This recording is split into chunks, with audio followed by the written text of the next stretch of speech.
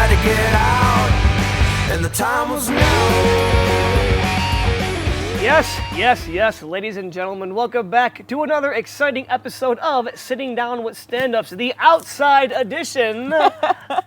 We have the Bean behind the scene, Daryl Bean, working the cameras and all that fun stuff. I'm your co-host, Justin Sakarica, no longer playing with my meat, because my meat is now in all of our mouths. I had to throw it out there. I had to. And then you start talking about Jason's meat, Jason's meat, and Jason Gilleran's meat, and there's just so much meat going around. Meat. It's like Arby's out here. Yeah, we have the beef. Yes, the meat. We do have another beefy guest on, Jason Jamerson, and we also have the lovely Elena Gonzalez sitting across from me. So we're just going to go ahead and get right into it like we always have. Jason, how the hell are you, man? I'm fantastic. I have a slight headache, but this is going to help me go to sleep afterwards. And so will the bourbon as well. Speaking of beef, this man forgot his sunglasses. You just couldn't leave my episode alone, huh? Yeah. It's the crossover. Did we get the photo? I don't know if we did. No, we didn't do the photo. You know what? Would you mind if we make this a Have you seen Predator? I have. Okay, and you've seen Predator, right? We want to get the Predator. Yeah, the Dylan, you son of a bitch. Do it right now? Yeah, let's do it. We'll do it. Because I mean, Are we doing it like this? Oh my I don't care. I love it. I absolutely love it. Yeah, there you go. All right. Yeah, now we're just flexing. At this point, it's just. What's the matter? Because somebody said that you were the best. Oh my god. I love that we just ripped it all off. We're okay, if we do a double record in the same day, a lot of times Justin and I will change our clothes or, at least try to give a little bit of movie magic. And this one we're just screw it. We're drinking beer, we're drinking bourbon. I love the fact that you guys both do the lines.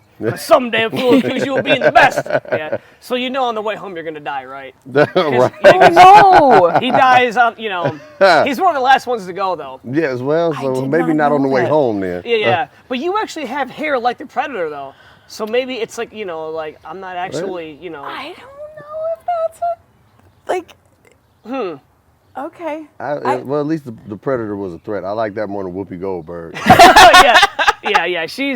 She was helpful in Ghost, but she wasn't a threat. Right. The Predator actually has. I have been known to direct a choir or two, but still, Oh man.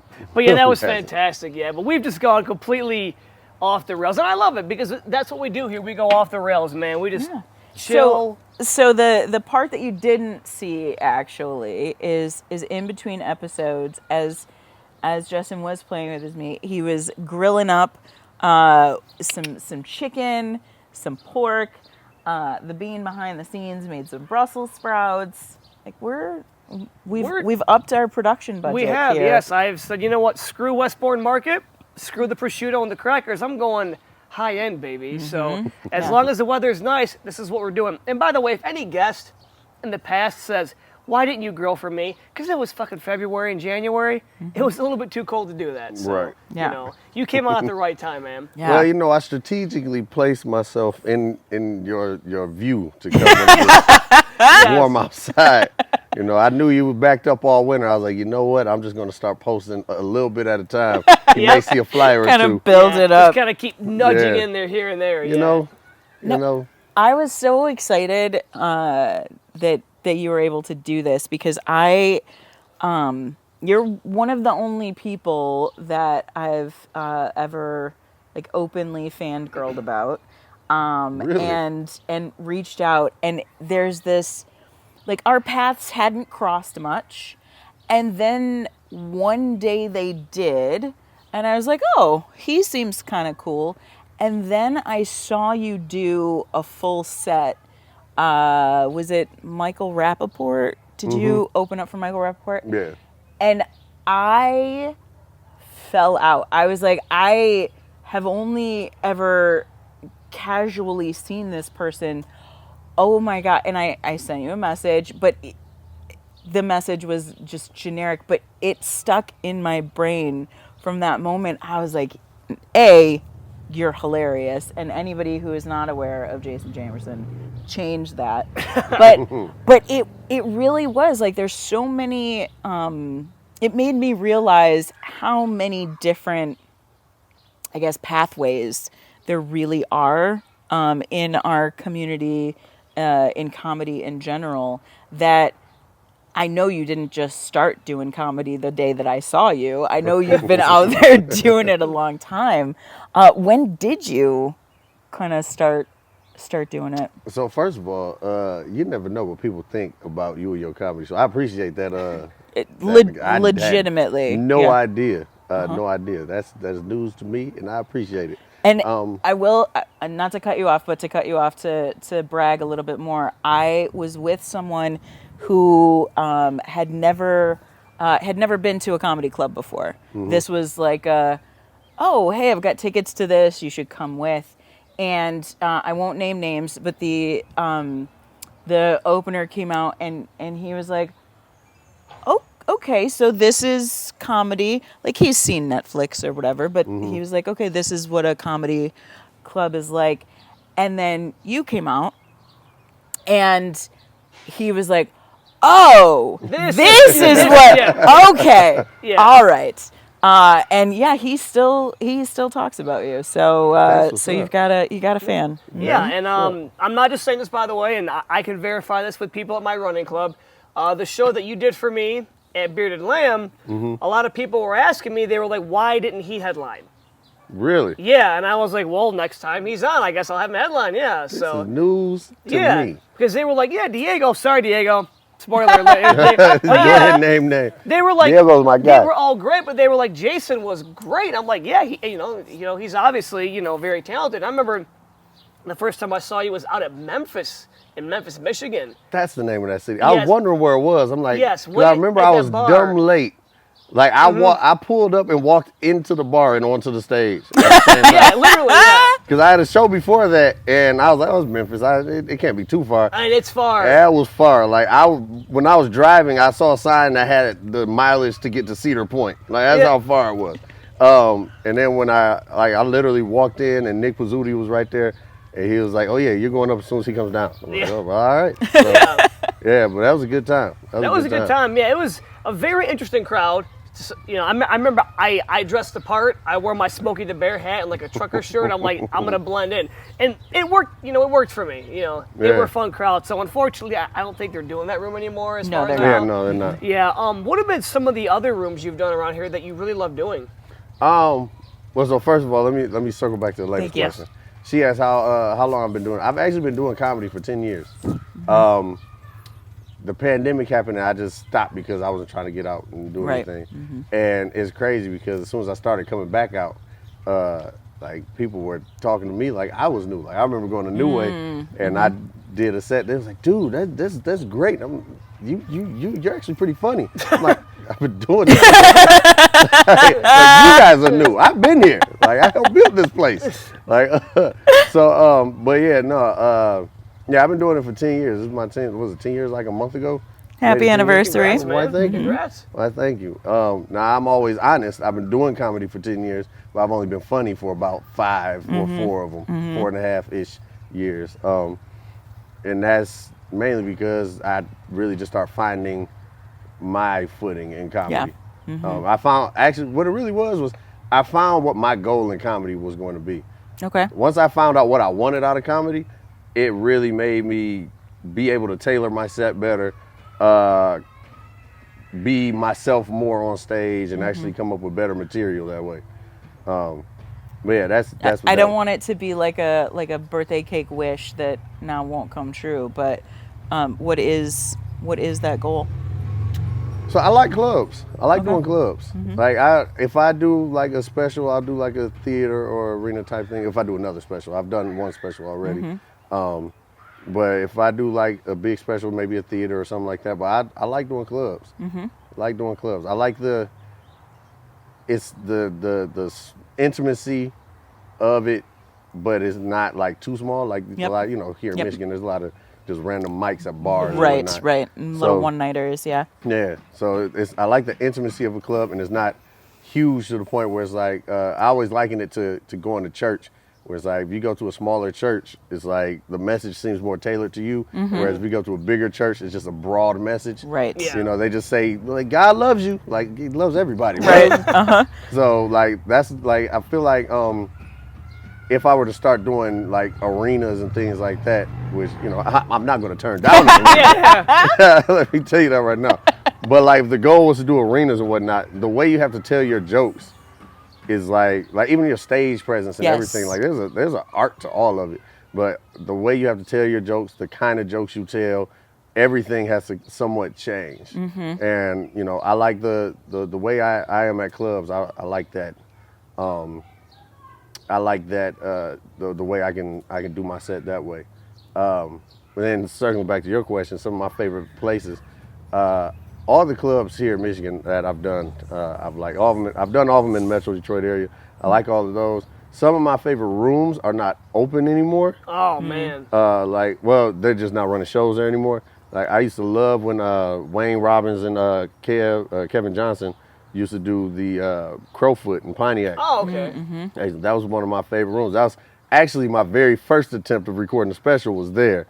But it didn't come out the way I wanted it to come out, so I just scratched that. I like that. I used to run a room at Snookers in Livonia. Really? It's Really? Yeah. Really? What was Yeah, this? see, this is what I'm telling you. I've been doing comedy for a long time. No, this is back in like 2013, 14. Okay. I did, actually no, it was like 14, 15. So I hosted the show at Snookers, and it was just interesting because people would come for the comedy, even though they were playing pool or shooting darts or whatever. I don't know. Do you shoot darts or you throw darts? Is that what it is? Both. Why not? that's a we- good yes, question. I think like tribal people shoot darts and then people throw darts. Maybe that's. Got you. Well, there was no dart shooting at the Snookers, but like throwing darts and shooting pool, and like it was, and we had a wireless mic, and since everybody was there for the comedy, it just worked. That mic, shout out to the DJ who had a very good wireless mic, stretched all the way to the back of the building and back. So like it was fun. It was not meant for comedy. Like that place isn't meant for comedy. Yeah. But we made it happen. I used to like running that show as far as hosting it. I hated all the extra stuff that comes with running the show. But almost every room that I've done here, there's some rooms that I could have lived without. Hey, you know what? I could have lived with. We're naming names, man. Yeah. We're naming names. Now, so any room that I've done where comedy was the main Afterthought, maybe. Yeah, when comedy there's like, oh, it's a bar. Oh, there's a comedy show going on in like right across the room. It's like, yeah, when they're not even paying attention to comedy. I don't like straightening my voice. If they don't want to be here, like I'm not about to force somebody to listen to some jokes that they didn't come here to listen to. So, and in my opinion, and this is why I felt like Snookers was so. I made Snookers so good that is a reflection of the host. If by the time one of your comedians are going on stage and people aren't paying attention, that's a reflection on the host. I completely agree. So the host is supposed to bring everybody in. When the host doesn't do that, then it's like, all right, well, it looks like I'm either going to be working or I'm just not going to work at all and just phone this performance in. And I hate doing that. Oh yeah, phoning in a performance just sucks. Like when you know the crowd's not into it, and you're trying so hard and they don't care. It kind of makes you not care, and you're like, well, I got 10 minutes left. We'll just slog through it, and then you go home and you feel so unfulfilled at that point. Yeah. You're like, this isn't why I'm doing this. Yeah, like one thing for me, I try to find a plus out of any time I touch a mic. So even a lot of people talk about some of the open mics around here. Oh, there's no people in the audience. You can always just saying your joke out loud that you thought of, even if there's nobody in the audience, just saying it over a microphone and hearing how it sounds as it echoes throughout the room. That is beneficial when it comes to like working on a joke. So anytime I touch a mic, I try to find some way to benefit my set, my the joke, whatever the case may be. So whenever I can't do that, and I feel like I gotta I'm just gonna go up here and fulfill my time commitment, and then I'm out of here. whenever that happens, I hate when that happens. Yeah. Like, Yeah, I would it's- try my best Yeah. for that to not happen. Because again, just like the drive home after that's always the worst. You yeah. know, just like dead silence, and you're just going through your thoughts, like how could I have made that better? What happened? And really, there's not much that you could have done at that point. You Right. know? Yeah, and it really hasn't been. Like, you think about it, it's like, oh, I could have did this. Oh, it was a wireless mic. I could have went out there. Yeah. I know what they wanted to hear, so I could have done that, but that's not what my agenda was when I went out there. But so it's, yeah, that drive home is the worst. The worst drive home I had was when I bombed, and I lived in Novi, but I did a show at Baker's in Detroit. Milford. In Detroit. Oh, Detroit. Oh. Yeah, on 7 Mile in Livernois, or 8 Mile in Livernois. And I bombed. This is early on in comedy. And my radio was not working. So I had to drive from 8 Mile Livernois And just to think about it. Freaking Oh, Pontiac man. Trail and Beck Road in silence and just think about it. I was like, you know what, maybe this ain't for me. Oh yeah, I mean, and again, we've all been there, man. It's Oh, yeah. crazy how you can have such a low, but then you can turn it around, have an amazing set, and you're like, that's why I do it. Yeah. That's why I get out there and do it, because you know that you're capable of going out there and crushing it. You just need to take a big deep breath and get back on stage and kind of turn that negative into a positive. Absolutely. So you saying that what you just said about I know what they wanted, but that wasn't my agenda, got me thinking about a conversation I had recently with Ronnie Chanel and T-Barb. Hi. Shout out You're Ronnie. not watching, but hello. Got a show with them on Sunday. Huh? So I have a show with them on Sunday. Yep, Mother's Day. But We just dated this podcast. yeah, we did. But we were talking about specifically like the energy in different rooms. So when you look at a room like Baker's, or even a room that isn't designed for comedy like Snooker's, the energy in that room is going to be much different. And this is not an offensive thing, Justin, but it's going to be much different than like the energy at Bearded Lamb. Oh yeah. And the way that you approach that, we were talking about it in like building, almost like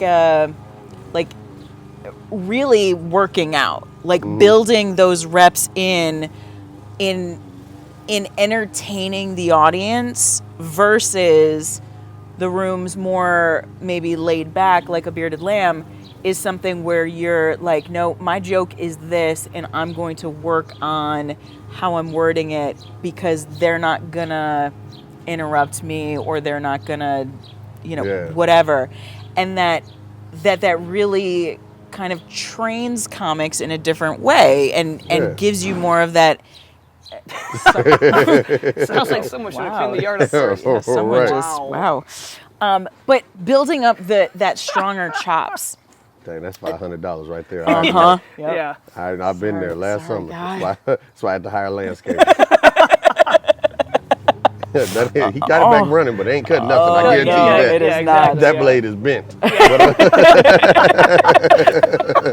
I guarantee This you is going that. in the clip for sure. Oh, I love it. I absolutely love Oh, it. man. I was going long-winded. Oh, but to tie it all back around, it got me thinking about you saying that you've only been funny for X amount of time and that you love doing clubs. Do you think that it was because you were doing clubs more regularly and you started kind of more dull and less in the giving them what they want in the moment? Or do you think it was all just part of the journey and you couldn't have one without the other? And I don't know if that makes sense. Because honestly, when I first started, almost like, I don't know about you guys, but the majority of people start comedy is like, oh, I want to be the top person, the funniest person on the planet. Yeah. I want to be. But then the more I did it, the more I realized there's no one like genuinely Right. known as the funniest person. Like we can say, oh, Dave Chappelle's the funniest comedian on the planet. I know just as many people who love him that hate him. Exactly. You know, yeah. so you're not going to be able to please everybody. Yeah, like there's no champion. Yeah, there's none. none. No champion. 'Cause There's my none. champion could be someone else's champion and vice versa. Because like for me, my all-time favorite comedian is Sinbad. Like he's the funny, and not just because I like him. I genuinely feel like he is the funniest person on the planet to ever get on a stage and touch a microphone. Speaking about Sinbad, okay, you know about the whole Mandela effect thing, right? Yeah, he didn't make that movie. Okay, I was, yeah, you know where I'm going with this, right? Yeah. He didn't Okay. make that movie. You're obviously a huge Sinbad fan, so take it from Jason. Absolutely. No, he okay. didn't. I don't know why people thought he did, because that's crazy. Because I remember Kazam with Shaq that came out in the Absolutely. 90s. No, there was no Yeah. Kazam with Sinbad. Okay. Never. For the Kazam record, was- okay, Yeah. it's not true. It didn't happen. It didn't happen. But yes, it like there are people that are like inherently funny. Yeah. There is nothing you could do to that man or no situation you could put him in that he wouldn't be able to find funny. And the fact, you know, you listen to interviews with him or whatever and just kind of go through his history, he never wrote a damn thing down. He was just, that's who he was. Yeah. And he let the world see it versus the people that, you know, will, like a Gary Goldman, who will write out a joke and analyze every single word until he builds that perfect sentence Yeah. of it. Yeah. Generally, what people's funny or favorite comedians or favorite anything are people they can relate to the most. Yeah, So- absolutely. Dave Chappelle, a lot of people relate to him because they say what he says what they're thinking, even though it's maybe politically incorrect what they're thinking. Right. It's just like, well, I'm glad he said it, not me. Right. Excuse me. Sinbad, I relate to him a lot. Like, I do clean comedy. He does clean comedy, you know. A lot of his specials, especially more of his recent ones, as I got older and became an adult, I completely understand everything he talks about, from having a kid to, getting older and having random body aches and whatnot. I'm not even that old, but I'm just like, the things he talks about, I'm like, yo, either I've seen it with my dad and my uncles or whatever, or aunts, or I've experienced it, you know? Right. So it's like Sinbad, then Eddie Murphy, because Eddie Murphy Raw was just the one. Yeah. But yeah, so with that being said, I kind of just went from, all right, yes, do I want to do arenas? Absolutely. Is my goal to just strictly do arenas? Well, first of all, you got to look at how many comedians are strictly doing arenas at this point. Right. You know, I got to a point where I just started loving comedy so much where I was like, if I could just maintain the lifestyle I have right now and all I did was comedy, like, you know, if I made the freaking salary of just a regular middle class person off of comedy, I would be good because I'm doing what I love Right. and making money doing Right. it. I just found that, in my opinion, you know, everybody has their own opinion, everybody has their own ways of you know, doing. In my opinion, I feel like the best way to make that happen and to continue enjoying doing what I'm doing is to get into clubs and like be able to certain clubs. That's the other thing too. I have to like what I'm doing. Yeah. I am really a genius in real life. I could be doing a whole lot of different things to make money. I don't want to. Right. Like I enjoy doing comedy. I enjoy entertaining. I was, you know, growing up, I did a lot of entertaining. You know, I started off acting, then I Okay. got into comedy. But I just enjoy entertaining. This is my favorite form of entertainment. So it's like, if I don't enjoy doing it, I'm not going to do it. Was Yeah. it a conscious decision to go clean? You Or know was what? that just naturally kind of how it came out? So I am naturally a clean. Well, I mean, naturally, always so perfect. I'm an adult, but I'm naturally a clean person. Okay. But I'm an adult, so I've lived a life. There's things that I've seen, things that I've done. So it's like, yes, there's things I could talk about, but to be completely honest, it was my pastor's wife who told me to go clean. And you would think like, oh, of course, that's your pastor. They say, of course, they're gonna tell you to go clean. However, I remember one day I was leaving church and she was walking to her car and she stopped me and she said, God told me to tell you that as soon as you start going clean and put him first, all the doors are gonna start opening up for you. I was like, well, let me listen to Give the it a pastor's shot, wife. yeah. As soon as I did it, Really? Wow. like right after that, so right before the pandemic, I was putting together a show. I used to do a show, it was an annual show. It was called This Should Be a Comedy Special. And it was a show I had all local comedians from here that I felt like were just as funny as anybody you would see on TV. And I was like, I want them to be in the theater. I rent out the Redford Theater, Okay. and I would put the show together. It'd be like 3 to 4. I always, for whatever reason, I always end up with Josh Adams on the show. I mean, you know what? It's not even for whatever reason. Josh Adams funny. did so much for me when I started doing comedy. It's like, you know, I feel like I can never do enough to repay him as far as, you know, anytime I have the opportunity to put money in his pocket, I'll put some money in his pocket because he just did so much for me when I first started doing comedy. I always say there's 2 people who I credit my comedy to. Charlie Newhart got me into comedy. I wouldn't be doing it without him. I haven't heard that name in a long time, man. Charlie Newhart, so he got me into comedy because we were on set of a movie. We were doing Real Steel. Really? Yeah, we were doing boxing movie, right? Yeah, With yeah, Hugh Jackman. Yeah, fun fact, at the very end of the movie, when they're all celebrating the win, or actually they lost. Didn't they lose? Yeah, they lost at the end of the movie. They're all celebrating at the end. You see old girl, what's her name, Evangeline Lilly, and she's standing there just all puppy-eyed or whatnot. If you look behind her to the left, I'm sorry, on screen left, and you see this shiny silver suit, and you're gonna see this nice-looking young man standing right behind her just clapping, and that was my claim to fame right there. You know All right, well, we're I've gonna. never seen that There's gotta movie, be but a way I'm to gonna splice watch it that now. Oh yeah, you know. He was in a Beaumont commercial, wasn't he? He was in a Beaumont commercial. Yeah. He was in like some kind of lending company commercial or whatever. He used to run a show too over at was it 121 on Michigan Avenue? US 12. US 12. Sorry, Yeah, there was US 12. numbers in there, but yeah. Yeah. So he got me into comedy because it was one random day we were doing Real Steel where they were just like, everybody on this side of the room, go back to Extras Holding. We'll call you back when we're ready. So we went to Extras Holding for like 8 hours. They never called us back, but we were just out there just joking. I knew him because he went to my church at the time.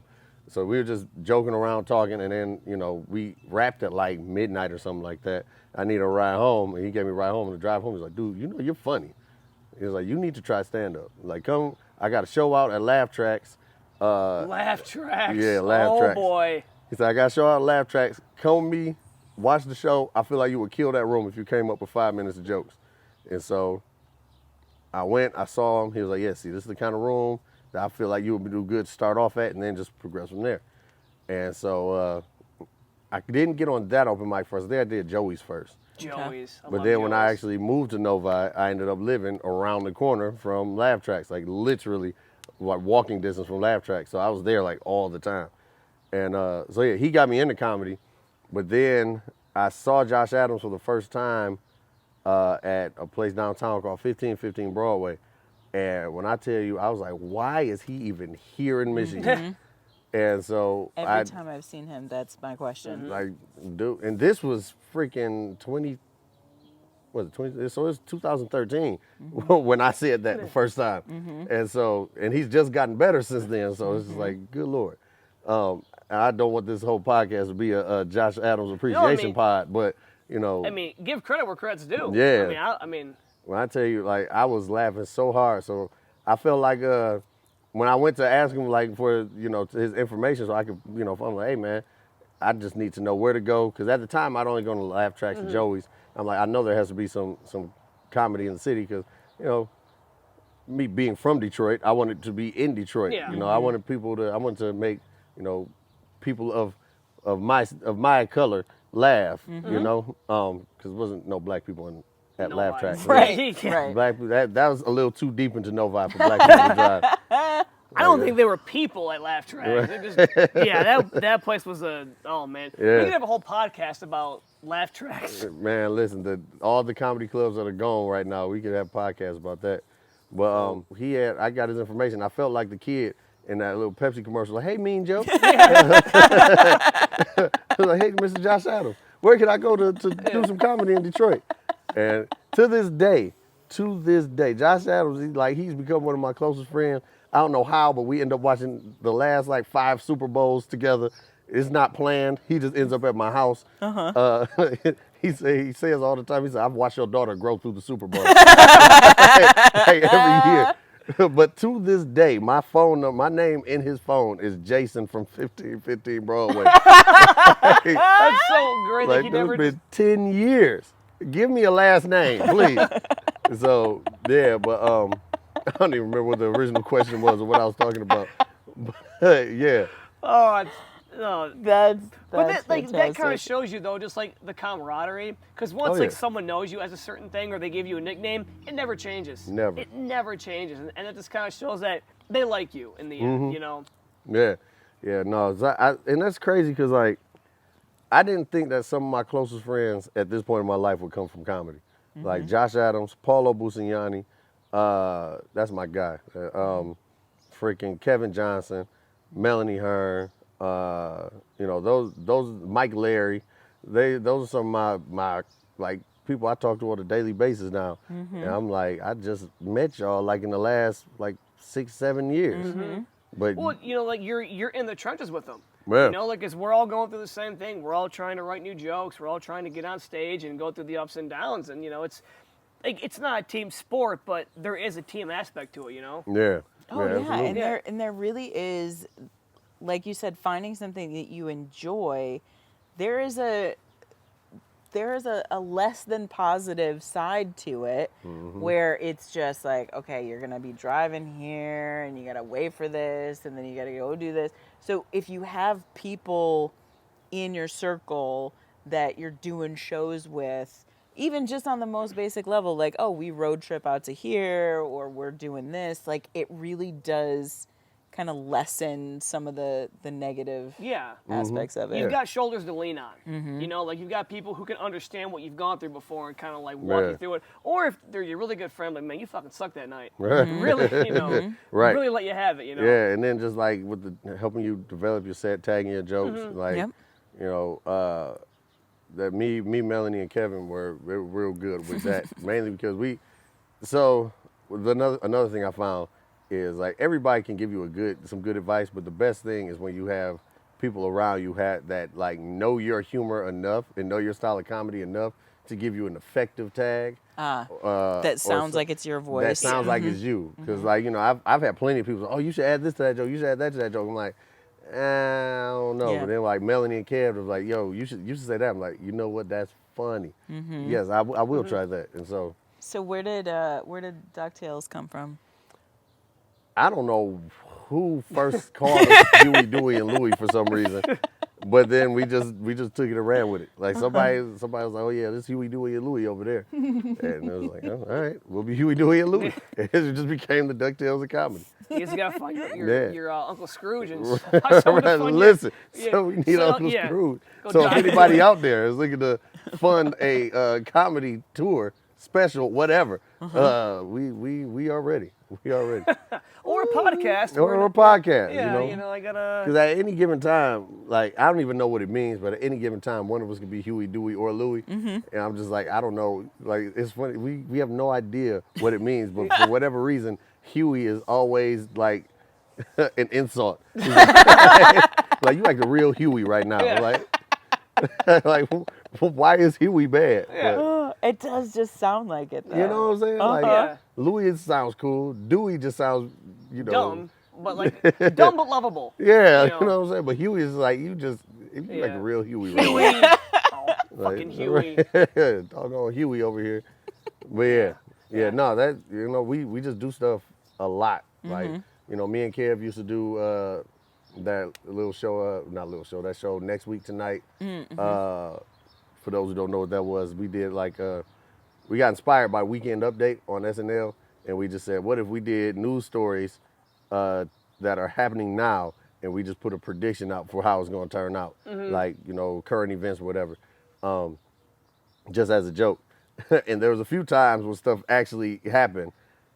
I think Wow. Kev was the clairvoyant on that one, though, because I think I just said stuff and it was funny, but Kev said stuff and I'm like, yo, did you see? Channeling his inner Edgar Casey. Yeah, I'm like, Nostradamus, all the. right. So, but yeah, we were doing that for a while. To this day, and Melanie can't even tell you this either, neither one of us have any idea how we met each other. Really? I don't remember how I met Melanie. Melanie don't remember how she met me. Wow. So we have to. Okay, so now it's a mission. We gotta ask some other comedians. Like, were you around when you saw like this meeting happen? I just remember the I don't know, the earliest memory I remember, because I don't even remember how she got my information. Because I mean, I To can remember ask me when to I do met. a show. I can remember when I met all the comedians I've met. Even if it was very brief, it's like I remember the time and place, and like that's so crazy, man. I don't remember. Like I remember the majority of them. I remember Kev, but Melanie is like I remember her popping up, but I don't remember formally meeting her, and I have no idea how we got so cool. Yeah, 'cause I remember I met you again at the bar in Memphis. Mm-hmm. You came to watch a show when it was Liberty Street Brewing Company. You just popped up there to watch a show. Mm-hmm. I met the being behind the scene with Steve Deviney out at a Nobles or Barnes & Noble out in Ann Arbor. Yep. Yeah, it's crazy. But just all of a sudden, like, it was always there, man. I have no idea why I met Melanie Hearn. Yeah. I remember when we got cool now because it was a show that we did. She called me and asked me to do, it was somebody's birthday party, but it was Coming to America thing. And we were doomed from the start. We were doomed. Like they had the comedy at the end. But when I say it was Coming to America thing, like when it was the birthday person time to come out, they had the dancers coming out, people on stilts. There was a flamethrower. And then after that, they just want two regular people to tell jokes. Yeah. Who hadn't been doing comedy that long either. I'm just how do you follow that? Like, what is this? Like, that was probably one of the hardest things to follow that I've like non-comedy things to follow. Like at a show that I've done, I was like, what the heck is this? I will say that. So I haven't been doing it very long. I think I'm coming up on 6 years, maybe. But I have noticed. Year 1 versus now year 6, we'll say, the biggest thing that has changed for me is my ability to have someone say like, "Oh, we want to do comedy," and me go, "No, I'm good. I'm not gonna do that," because I can look ahead in the future and go, "Yeah, that's not gonna work. I'm not gonna set myself up for that." Where year 1 me was like, you're gonna pay me to do what? Yes. Yeah. Yes. Like, I will sell my soul to the devil. Absolutely. You're like, wait a minute. I done got invited to do comedy at places that like, in hindsight, I'm like, I shouldn't have done that. I did a former coworker's grandmother's 100th birthday party. Nightmare, because I made the woman cry. I got one. Once again, it was me and Melanie. I don't know how we met.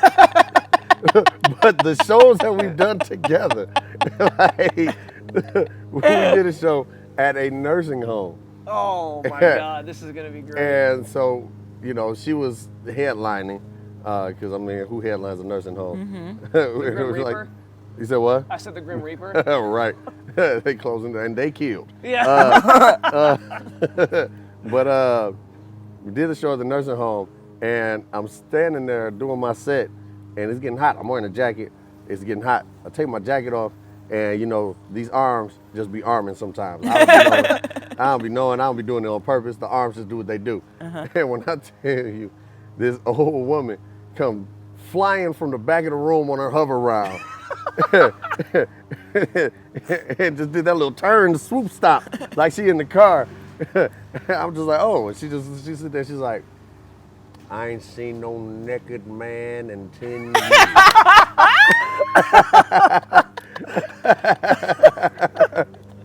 I'm like, you ain't about to see one today, neither. Oh, the confidence of that woman. I wish I had it. Man, she shot her shot, man. She shot her shot with a shotgun. That was a buckshot that she shot. So I come down, Melanie come up. Hey, she telling jokes. You just slowly see this lady right back up. She's like, the naked man ain't there no more. I'm going to the back. just see her backing all the way back up. Oh God! I've told jokes at some places. I gotta start doing shows at nursing homes, man. Man, when I tell you, so oh my God! I did a show in Ferndale. And this actually was supposed to be a regular show. Rebecca Concepcion, yeah, she had ran a room in Ferndale, and was that the karaoke one? They would do karaoke after. Yeah, I can't remember the name of the place. Dino's. Yep. Yeah, Dino's in Ferndale. And I remember, as I'm about to go on stage, it's like a group of women just come up, and these women were like loaded with money. They had like the Birkin bags and all these other on the table and everything. So this is when I was working at LA Fitness. and I just got off work, so I'm wearing, just workout clothes, like a LA Fitness t-shirt, joggers or whatever. And once again, it's these arms. These arms were getting me into trouble. And so I'm on stage, and these ladies just out of nowhere just like, take off your shirt. And I'm like, no, I'm not about to take my shirt off. This ain't that kind of show. Right. And it was like, take off your shirt. One of them just walks up, wad of money, and just. I'm like, I hope you don't think that I'm not about to take this money. And I got it rained on and left with like $75 extra. And I Did didn't you even take your shirt off? I did not take my shirt off That at is all. Free beautiful. money. Free I money. think the That most I is did was beautiful. my hair may have been like in a ponytail, and I may have just did a little a little Aquaman. That is so fantastic. and that was it. You cover girled them. Yeah, Easy breezy, beautiful cover girl. I cover girled them. Yeah. I Pantene them. Oh man. That is so fantastic. And that's what is so crazy, because I was there at that time, like not that day, but like I did a show at Dino's, and it was Kev, Tam White, Kara, myself, Rebecca, John McDonald. Like, that's just so funny to me that Yeah. like we never. Cross Yeah, paths. it's so many rooms and so many like, especially at that time, there's like at least 2 or 3 mics a night. So it's like you could run into somebody any given night. And then some of them lasted so long. It's like I probably was there at the same, like at New Way at the same night as you. Right. Just got there at 7 and you got there at 10. Exactly. So, Yep. Because if you get there that early, I'm not about to hang out that long. Right. But yeah. So you talked about loving to do clubs, and I want to kind of work in that you're gonna be headlining I am. a certain club coming up am. soon. It is actually my first club headlining gig, so I'm excited. I'm excited. That's nice. Mark Riley's in July 6th, 7th, and 8th. Yeah, and the crazy thing about that, I had been, so when I first started doing comedy, people say, oh, try to get to Mark Riley's. When they told me the Royal Oak, I'm not gonna lie, I didn't want to drive to Royal Oak. Yep. So I was like, yeah, I'm straight on that. But then when I actually tried to get on the mic, I never got on the open. I've never done Riley's open mic to this day. Really? I've never done Riley's open mic. Wow. Never. Every time I'll call in, I'll never get in. I never get on, and they was like, oh, just go up there. I'm like, that's a long drive for me to not be able to tell jokes when I could tell jokes somewhere else. Like, Right. It's one thing if, that's the only option, but I'm like, yeah, I can go somewhere else. So my very first time doing comedy at Mark Riley's was a year and a half ago, 2 years ago, when Mike Jeter was headlining at Riley's. He asked me to come do a guest spot. And that was my very first time performing at Riley's. I was there. Yeah. That was your first time at Ridley's. That was my very first time performing on a Ridley stage. Wow. Then after that, Ann Duke asked me to do a Habitat for Humanity show. I did that, and then I did the Comedy Rumble there. Won the Comedy Rumble, came back and did closed out the Comedy Rumble for the next time. And I have no idea if this had anything to do with it, but right after the very next day, there was a girl who was there. We saw the show. She found me on Instagram, and she was like, yo, we need to be able to see a longer set from you. I was like, well, I don't know what to tell you. You gotta ask them to book me. So then out of nowhere, she makes one of those guy with a sign memes and tags me and Mark Riley's in it and said, like, give Jason Jamerson his own night at Riley's. Have no idea if this had anything to do with it, but like a few hours later, they hit me up on Facebook and said, hey, you want to headline the Castle next summer? I was like, well, shoot. I would be willing to bet that probably has something to do with it. Yeah. The power of social media is... Listen, when I tell you, like, I was jumping around. I said, what? Like, this is my 5th time performing at this club, and they're asking me to headline, and it was something because, like, he said, Bill Bouchard was like, I've seen your set, I love it. And then when he told me Mark saw my set, he was like, yeah, Mark really loves your comedy. I was like, the Mark really? Yeah, it was very humbling, and I was like, yeah, I got to get my stuff together. And that's the thing is there are different different ways that the universe is gonna unfold, and who knows if that social media thing did push it over or didn't, but every time you were there, you showed up and you were strong. And in my opinion, hearing that story, it's honestly better that you never did the open mic, because there could be a potential where if somebody's used to seeing you at the open mic, then they stop seeing you at a certain point. Yeah. And so then they're like, okay, yeah, he's here working out new stuff. But every time you went, you hit and you hit and you hit and you become undeniable.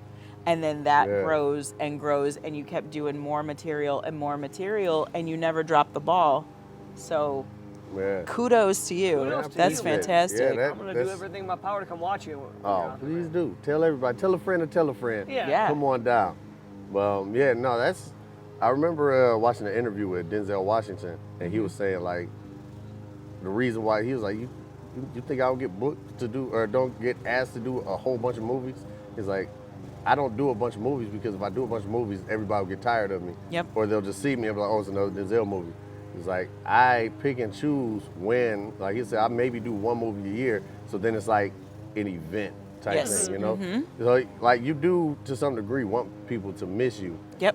You know what I'm saying? And while you are going, you want them to see that you are doing things. So it's like, okay, there is something to miss. Otherwise, they're just going to think you're just not doing comedy. It's like, oh, they stopped doing comedy. Yeah, and there is something to be said for those years where you yourself said, you know, I just got funny recently. Is it like a lot when you talk about social media, like putting things up on the internet too soon, or trying to rush through and be like, no, I'm here, I want to be big, I want to do this. Okay, but you don't have the jokes yet, you don't have the flow yet, you don't have the vision to kind of pull it all together. So yeah, you're muddying your own water until you're actually ready to do it. So if this would have happened, 5 years sooner, maybe you wouldn't have been as ready to capitalize on it. That's 100% the truth, because there's a lot of times where I'll come up with a premise or a joke, and I'm just like, more so a premise. And I'm like, I'm not ready to turn this into a joke yet because I'm not at that point. Yep. Like, there's jokes, I'll go back to like some of my old notes or something like that I have in my phone and look at some premises that I wrote down, and I'm just like, this is funny. Why didn't I work on this? But it's because I didn't have the capacity. I hadn't been doing it enough. I hadn't put my reps in enough to know how to make that into a joke. Yep. And I didn't know how to fit it into a set. So it's two totally different things to make a joke and put it in a set. Once I grasped the concept of a set and I realized what kind of comedian I am, because I'm a storyteller. You know, I'm not topical. I don't do random thoughts. That's how I started. I did start off just saying random funny things, and it kind of worked, but I'm more comfortable on stage. It's visibly more comfortable on stage. My set just flows better as I tell stories that actually happened to me. Like every story I tell on stage is a true story. Of course, I embellish, embellish a little bit. Add a little sauce on it. Add a little apple, sweet apple. Your sweet apple. Put it on your pork, put it on your chicken, or your burgers. Sponsor us, please. Right, or your jokes. That's how. But everything, like when I started telling jokes about stuff that actually happened, because it's my life, I feel like it's a normal life. But apparently, I've lived quite the unique life. Like I was homeschooled all the way up till 9th grade. I lived in the house practically by myself for 2 years. I got a big family, 2 brothers, 3 sisters. I graduated with a freaking 4.0 GPA, but then decided I didn't really want to go to college like that. Had that stretch of time where I just wanted to party all the time, drink, party. But it's just like I'm legitimately, I don't want to say legitimately a genius, but I was like 2 You're not a Huey. No, I'm not a Huey. I'm not a Huey. He's not a Huey. Male, but I took the ACT. I was like 2 points away from the perfect score. Jesus it's like, Christ. like I'm smart, but it's like all of that doesn't mean anything if you ain't know what you want to do with your life. Right. You know what I'm saying? But yeah, so I went to college for like 2 years, and I was just like, yeah, no, this ain't for me. So I've lived quite, and that's just not even the tip of the iceberg. Right, like I said. right. You know, my mom passed when I was 13. Leading up to that, she was just pushing me to be in some sort of entertainment. As I was homeschooled, she was always having us do stuff. I'm like the most base level amateur playing the piano. She always had me singing in some sort of choir or I was going to some- ask you about that. yeah. Because there was a part, at least, again, I haven't seen the full headliner set, but there was a part in the feature set where he's funny, and then you open up your mouth, and I was just like, wait, what? And that voice comes out too? Oh, Yeah, I can hold it. it's frustrating. He's multi-talented. In the best way. Like, damn, he's just good. Even with that, I don't even feel like I've even chipped off like what I can do with being able to sing in my set. Because like one thing that I realized when I first started doing it, I actually like talked about like, oh yeah, I can sing, so I do, and like introing it, saying I can sing, kind of got people disinterested. Yeah. So I did over the pandemic, I did Steve Martin's masterclass, Okay. and he kind of, I felt like he was talking to me. Okay. Because he was like, yeah, if you can sing good, then you should just go sing. Like nobody cares about the stuff that you can do good because they can't relate. Most people, if you're exceptional at something, they can't relate to what you're exceptional at, but they can relate to the things you're bad at. And he said, so it's best to go on stage if you want to be relatable to the crowd. Go on stage and talk about your negative features, things you're bad at. Talk about how you're, you oversleep all the time. You're late for work. You've had 3 jobs in the last 3 months. Like talk about that stuff because a lot of people can relate to that more than they can relate to, oh, I'm a great singer. Oh, I'm the best looking person on the planet. Like even with like the, excuse me, I don't know where this cough is coming from. But the jokes I have about like me working out or, me having a decent enough shape, I try to flip that and talk about the negative aspects of it instead of me just talking about. Interesting. Yeah, because like don't nobody want to hear me go on stage and talk about like, yes, I'm in shape. Yeah, I can sing. Like, I'm in shape and I can sing. Old women want to see me naked. Right. Look at these arms. Right. Yeah. So yeah, so like nobody wants to hear that. But if I talk about the negative aspects of it, the fact that, yes, I work out, but just like you, I don't feel like being at the gym all the time like you guys are. Right. I don't find it comfortable when people spot me because sometimes they be too close and certain parts touch certain parts and it distracts me from the lift. And you start talking about stuff like that, then I can bring them in more. Right. Versus Yeah, and just, again, it goes back to being relatable. yeah. Like I think that's why Spider-Man is such a popular superhero because he's relatable. Yeah. Peter Parker's like a failure, pretty much. And they can relate to that side of him, and then you got Spider-Man. Right. Which I'm not a big fan of Superman. He's too overpowered, so. That's why I'm a fan of Superman. Oh, because he's like, because he can do anything, basically? Yeah. Well, man. Kryptonite can, obviously come in. And I use kryptonite as a metaphor. I feel like everybody has a kryptonite. What's yours? I can't tell you what my kryptonite is. Not on camera. You already said he's going to die on the way home. Like, you can't. This sounds like a setup now. Exactly. Whatever it is, we know when Daryl's got a hit in the back. Right. Speaking of Daryl, when I first met Daryl in Traverse City, that was some of the funniest stuff ever. Are you the one that gave him the nickname White Daryl? Yes. Oh, yes! Awesome. Because I don't think I've ever met a white Daryl a day in my life, besides the Daryl off of The Walking Dead. Now, technically, I never met him. Yeah, But yeah. yeah, it's like, this is the white Daryl. A That's real crazy. Daryl, yeah. A real white Daryl. There was an that's episode funny. or two where we were calling him White Daryl. Now, see, to me, White Daryl sounds like an Urban Dictionary kind of thing. Like, man, I went to her house and I gave her a White Daryl. Gave her a white Daryl. Gave her a White Daryl and just let the imagination play with that. That's funny. Yeah. 'Cause that's exactly what it sounds like. Yeah. But yeah. White Daryl. That's White funny. Daryl. White Daryl. Oh, man. Well, You got anything else that you want to plug coming up besides your big headlining opportunity at Mark Ridley's? shoot, Any dude. socials you got out there? Well, you can follow me on all social media platforms at The Jason Experience. It's The Jason Experience. There's no E in front of the X, just X. Why? Experience. How did? That is weird. I We don't all, know. that We all did just that? did We that. all did Like that's. I don't know, but that's about to be what I do when I when I shout myself up, because I shout out my socials at every show I do. I make sure I say no E at the beginning of experience, then I spell it out, and sure enough, everybody puts an E in the front. It's like, is this you? Like, that's not Like, no. me. So I just experience. experience. Yes. That's on all social media platforms. I do have a comedy special that I recorded in November. It's on my YouTube. It is free. Once again, The Jason Experience on YouTube. It is. It's called Pastor Might Sit Me Down. It is a all clean comedy special.